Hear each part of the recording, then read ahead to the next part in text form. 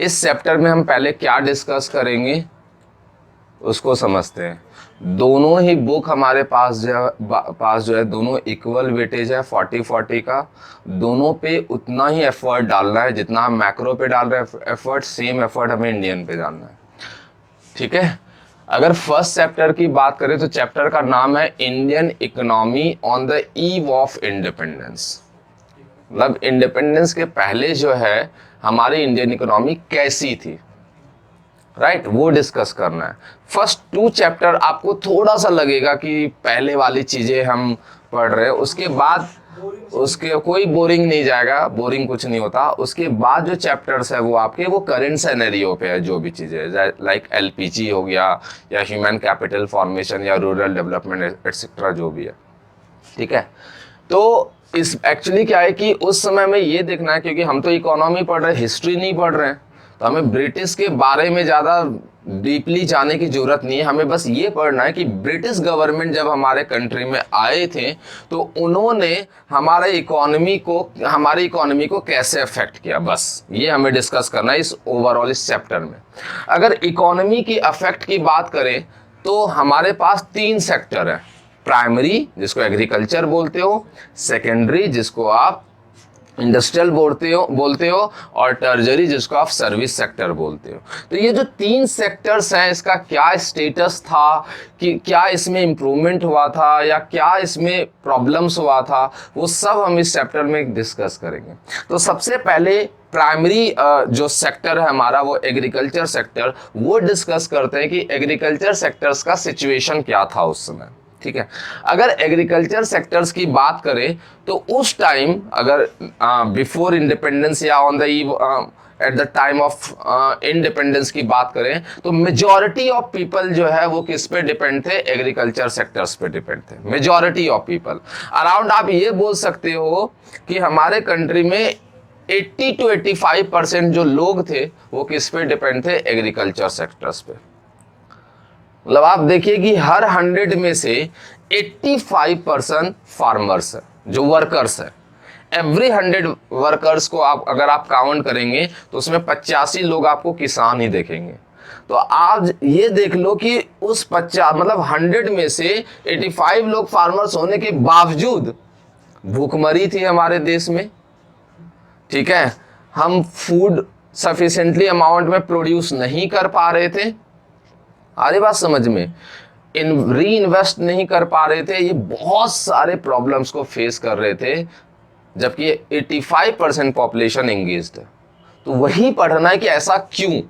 आज अगर current scenario की बात करें तो मुझे लगता है कि ज़्यादा से ज़्यादा 25 से 30% जो है अराउंड एग्रीकल्चर सेक्टर्स पे कंट्रीब्यूट करता है, लेकिन इसी 25 से 30% में हमारा ओवरऑल हम सेल्फ सफिशिएंट भी है, इवन एक्सपोर्ट भी कर रहे हैं।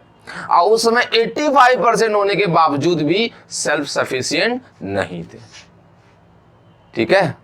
तो एग्रीकल्चर सेक्टर्स में ऐसा क्यों हुआ था, इसका फर्स्ट रीजन जो है वो सबसे मेन जो कहा जाता है वो है land settlement system.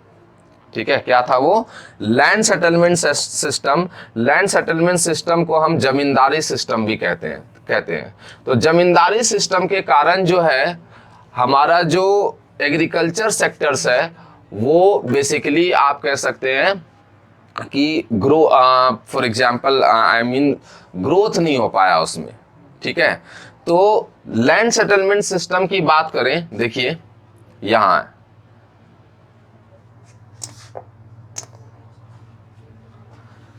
agricultural productivity became low, though in absolute terms the sector experienced some growth due to the expansion of the aggregate area under the cultivation.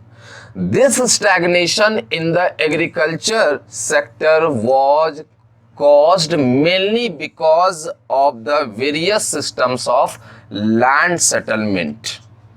Various system यहां पर क्यों लिखा गया है, क्योंकि लैंड सेटलमेंट के अंदर भी बहुत सारे सिस्टम थे। जमींदारी सिस्टम था, रियोतवारी सिस्टम था, इस तरह के बहुत सारे सिस्टम थे। इतना डीपली हमें नहीं पढ़ना है, आ रही बात समझ में।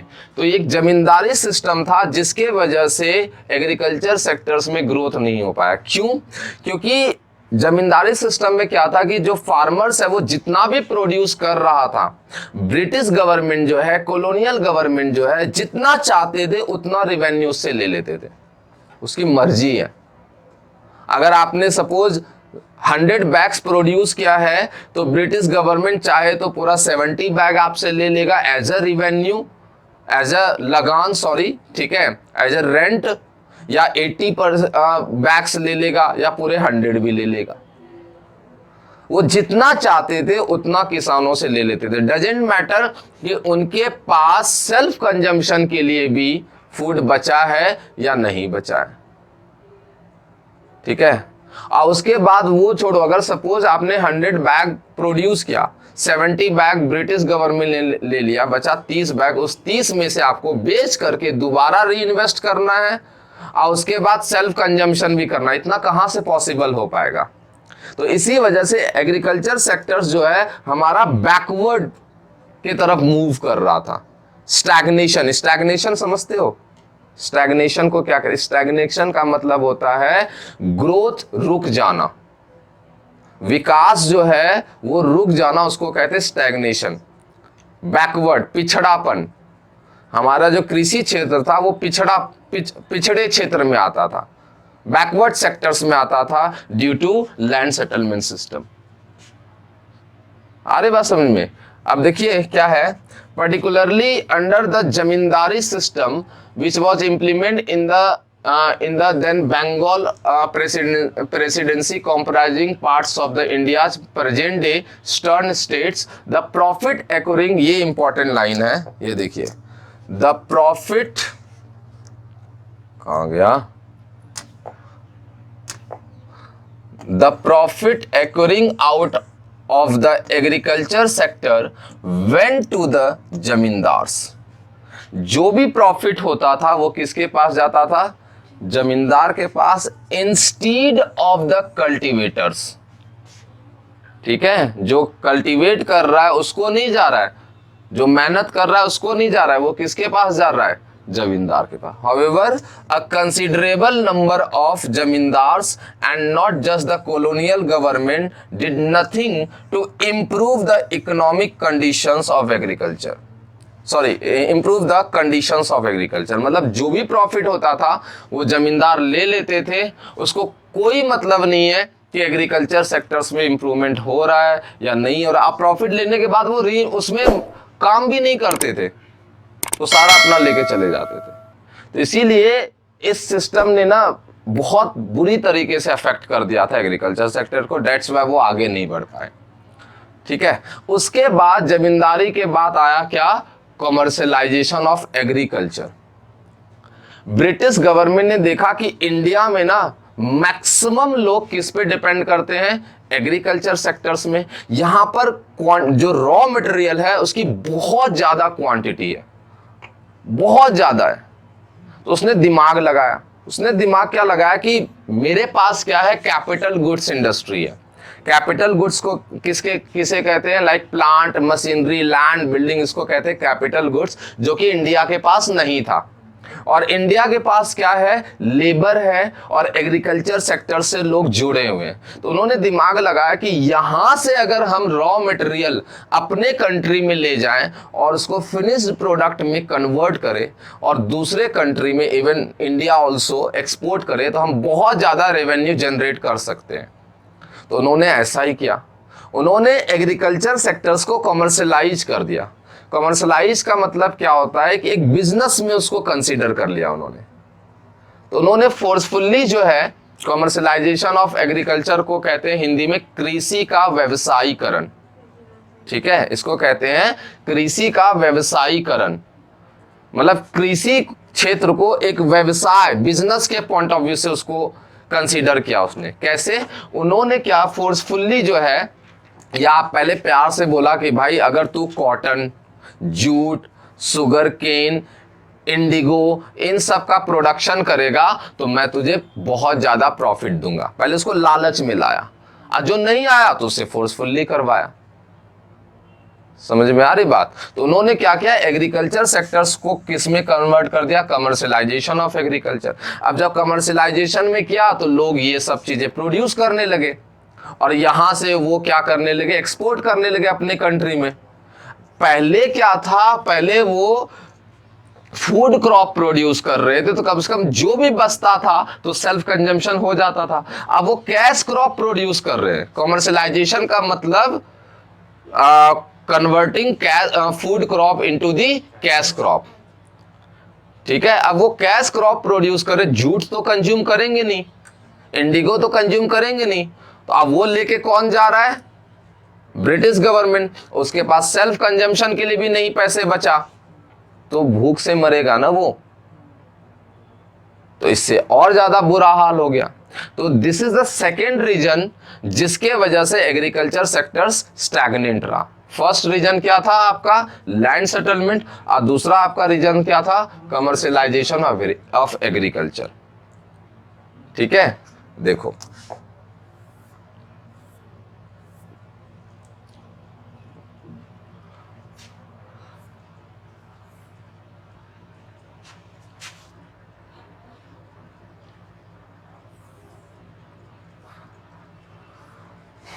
देखिए, beside this low levels of technology, lack of irrigation facilities, ये तो वैसे थर्ड रीजन में मैं आपको कंसीडर करता, and the negligible use of fertilizers all added up to the aggravate the plight of the farmers and the contributed to the dismal level of agriculture productivity. ये मैं भी इसके आगे समझा रहा हूं, इसके नेक्स्ट वाला part. There was, of course, some evidence of a relatively higher yield of cash crop in certain areas of the country due to commercialization of agriculture. मतलब क्या किया, ब्रिटिश गवर्नमेंट ने एग्रीकल्चर को कमर्शलाइज कर दिया ताकि उसको कैश रिटर्न जो है ज्यादा मिले। ठीक है, अब उसके लिए उन्होंने क्या किया, but this could hardly help farmers improving their economic condition. पहले उन्होंने लालच दिया कि भाई अगर तू कमर्शलाइजेशन जूट कॉटन इन सबको प्रोड्यूस करेगा तो मैं तुझे बहुत ज्यादा प्रॉफिट दूंगा, लेकिन ऐसा कुछ नहीं हुआ। But this could hardly help farmers in improving their economic condition, as instead of producing food crops, now they were producing cash crops which were to be ultimately used by British industries back home. अरे बात समझ में, जो कि कौन use कर रहा है, ब्रिटिश इंडस्ट्रीज यूज कर रहा है। प्रोड्यूस कौन कर रहा है, इंडियंस। किस आशा से प्रोड्यूस कर रहा है कि चलो भाई हम अगर ये प्रोड्यूस कर दें तो ब्रिटिशर्स हमें पैसे ज्यादा देंगे, लेकिन इससे कोई इकोनॉमिक कंडीशन जो है सही नहीं हुआ। तो ये आपका दूसरा रीजन था, किसका, स्टैग्नेंट का। कृषि क्षेत्र में जो विकास नहीं हुआ, ये उसका दूसरा रीजन है। उसके बाद तीसरा रीजन है लो प्रोडक्टिविटी, जो यहां पर मैंने आपको बताया था, लो प्रोडक्टिविटी ये। ठीक है, एक्चुअली क्या था, उसमें टेक्नोलॉजी नहीं थी।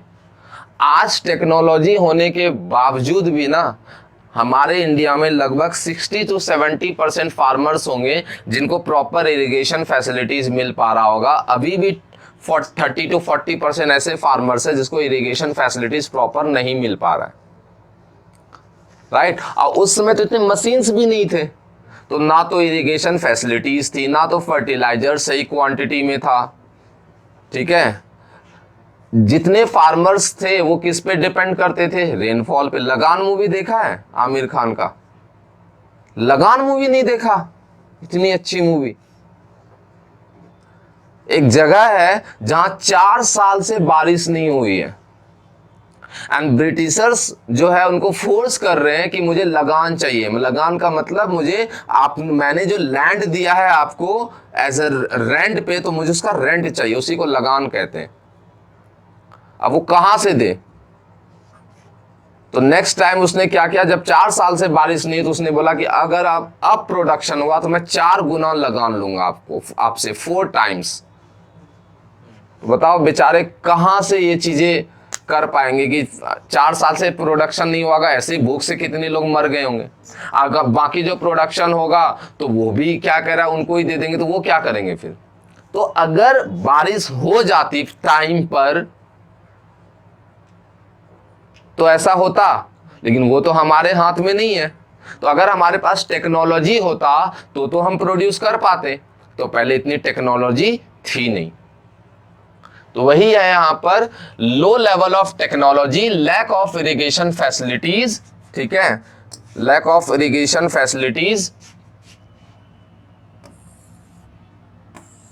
and negligible use of fertilizers all added up to aggravate the plight of the farmers and contribute to the dismal level of agriculture productivity। dismal मतलब इससे कुछ भी प्रोडक्शन इंक्रीज नहीं हो रहा था, कुछ भी नहीं, ठीक है।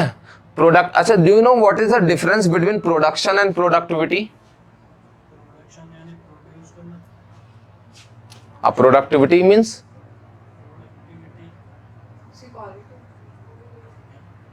पर हेक्टेयर जो प्रोड्यूस करते हैं उसको कहते हैं प्रोडक्टिविटी। एक लैंड है, पर हेक्टेयर लैंड में जितना प्रोड्यूस हुआ है वो प्रोडक्टिविटी है। आपके पास 10 हेक्टेयर्स है तो उसको मल्टीप्लाई कर दो तो वो हो जाएगा टोटल प्रोडक्शन। जैसे एक फैक्ट्री में 500 लेबर है, ठीक है, 500 लेबर ने मिल करके 5000 यूनिट को प्रोड्यूस किया, तो एक लेबर की प्रोडक्टिविटी कितनी है? 10। समझ में आ रही बात? इसको कहते हैं प्रोडक्टिविटी। तो प्रोडक्टिविटी पहले लो थी तो ओवरऑल प्रोडक्शन भी क्या होगा? लो होगा। तो 3 रीजन मैंने बता दिया। एक फर्स्ट क्या बताया? Land settlement. दूसरा क्या बताया? कॉमर्शियलाइजेशन। तीसरा क्या बताया मैंने आपको? लो लेवल ऑफ प्रोडक्टिविटी। समझ में आ रही बात? ठीक है। और चौथा था स्कार्सिटी ऑफ इन्वेस्टमेंट, ठीक है। फार्मर्स के पास नहीं थे पैसे कि दोबारा री इन्वेस्ट कर पाए, due to scarcity of investment हमारा एग्रीकल्चर सेक्टर्स में री इन्वेस्ट नहीं हो पाता था, जिसके वजह से जो है एग्रीकल्चर सेक्टर स्टैग्नेंट रहा। तो 4 रीजन है, ठीक है। फर्स्ट क्या बताया था मैंने आपको? Land settlement. दूसरा क्या बताया मैंने? कॉमर्शियलाइजेशन ऑफ एग्रीकल्चर, जिसको हिंदी में कहते हैं कृषि का व्यवसायीकरण। तीसरा क्या बताया मैंने? लो लेवल ऑफ प्रोडक्टिविटी, कम उत्पादकता। चौथा क्या बताया मैंने? स्कैर्सिटी ऑफ इन्वेस्टमेंट, निवेश की कमी। इन शॉर्ट फर्स्ट चैप्टर में मैंने ये समझाया, अगर ब्रीफ में बताऊं तो जितना प्रोडक्शन होता था उस प्रोडक्शन में ब्रिटिशर्स जितना चाहते थे फार्मर से एज ए लगान उससे ले लेते थे, जिसकी वजह से वो इंप्रूव नहीं कर पाए। दूसरे में मैंने आपको क्या समझाया इन ब्रीफ कि जो फूड क्रॉप है उसको किसमें उन्होंने बोल दिया कन्वर्ट करने के लिए? कैश क्रॉप में थोड़ा लालच दिया कि हम आपको ज्यादा पैसा देंगे, और फार्मर ने कैश क्रॉप प्रोड्यूस किया, लेकिन इससे फार्मर्स की इकोनॉमिक कंडीशन इंप्रूव नहीं हुई। तीसरा मैंने क्या बताया? Low level of productivity reason, क्योंकि हमारे पास लैक ऑफ टेक्नोलॉजी था, तकनीक की कमी थी, फर्टिलाइजर्स नहीं थे, खाद नहीं थे, इरिगेशन को सिंचाई कहते हैं, ये सब की कमी थी, जिसकी वजह से कुछ भी प्रोडक्शन में ग्रोथ नहीं हो पा रहा था। और चौथा रीजन था स्कैर्सिटी ऑफ इन्वेस्टमेंट, निवेश में कमी। फार्मर्स के पास नहीं थे पैसे कि वो दोबारा एग्रीकल्चर सेक्टर्स में री इन्वेस्ट कर पाए। Start clear? आया समझ में?